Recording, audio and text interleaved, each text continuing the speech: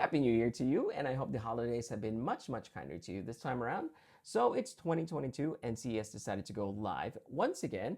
Unfortunately, due to the rise in COVID cases, a lot of the participants decided to back out. Although I know things are going to be different, I was very much curious to see how different it's going to be. And so I'm not here to try to report on all like the details of the tech, but I want to share a little glimpse or a brief experience. In a nutshell, it was very much underwhelming, but I'm still glad that I went.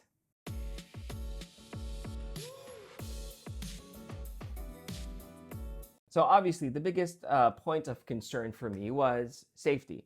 You know, there's a lot of COVID cases lately, and CES really tried their best to make it safer as best as possible for everyone who's attending. And so before you're even able to get your badge, you had to prove that you are fully vaccinated, and also masks are mandated. One of the weirdest experiences that I noticed off the bat was how quiet and how calm Las Vegas was, especially during CES. It almost felt like a boring Tuesday morning. Anyway, I got to CES, and as soon as they let us all in, the sections for each company, they were kind of sparse.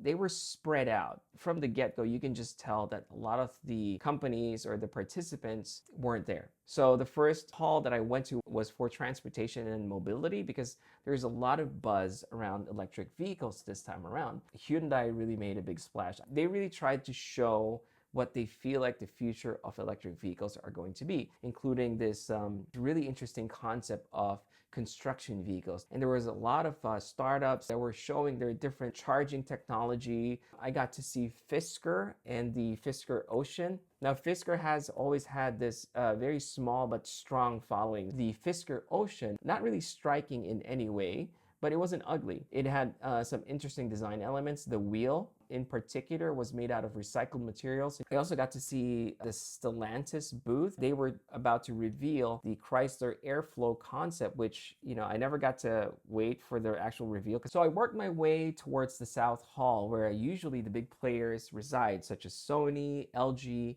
and Samsung.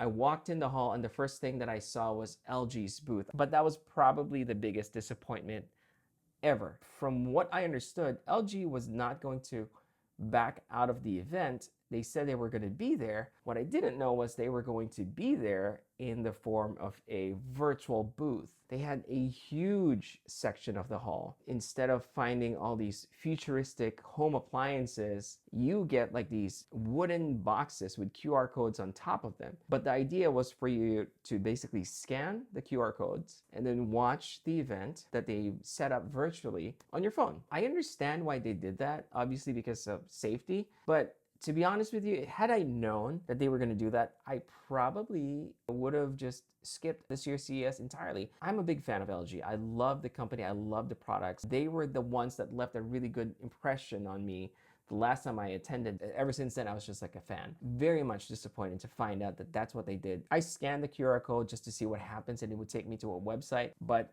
I didn't even watch it because frankly, I didn't drive myself to Vegas for 5 hours just to sit on a wooden box and watch on my phone. I wasn't sure if TCL was aware that LG wasn't going to be there, because it almost looked like they really took advantage of the fact that LG wasn't going to be there. They designed like these mock-up spaces to look like their homes, and they have their products scattered everywhere. Something that normally LG would do, and they would do it like really, really well.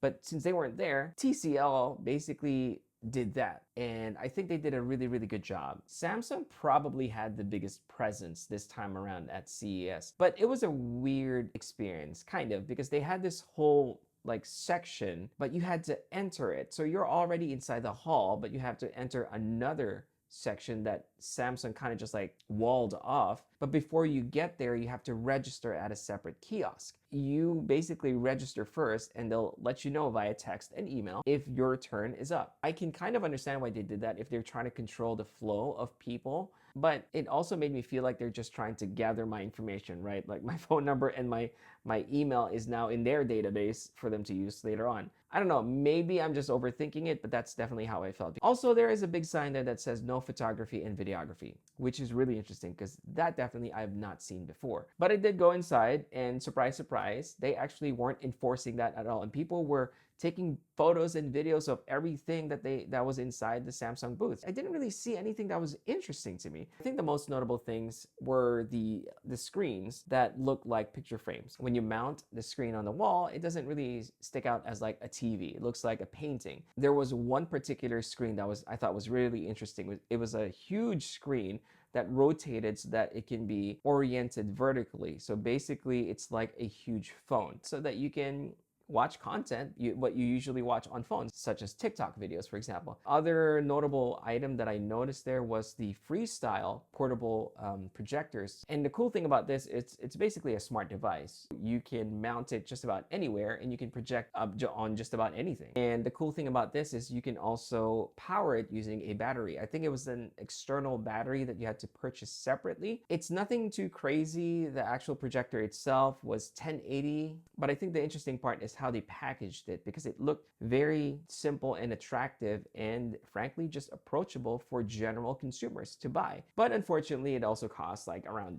$900, I think, and that's without the battery. I think it was a cool concept, and you can also, and I'm not kidding, you can actually buy a bunch of accessories and kind of dress it up. It almost looks like a toy at this point. I thought it would have been interesting if it somehow projected on a surface and you can interact with that surface. As it is, I think it's literally just a projector. So after that, I went to Sony's booth, and I was really looking forward to it because they had one of the largest booths in the whole event. But unfortunately, when I got there, it was pretty much empty. The only thing that really stood out was they had the car there. They had the Sony Car, which they announced that they were going to develop through Sony's mobility program. So basically, they are making a car. I don't know much about it yet, but I'm definitely keeping my eyes on it. The rest of the event, I kind of just like walked around, and it was so sparse this time around that most of the segments that I was walking through almost felt like you know how when you're browsing through Amazon and you're finding all of these like not so big brand names and there's just a bunch of them, a ton of them.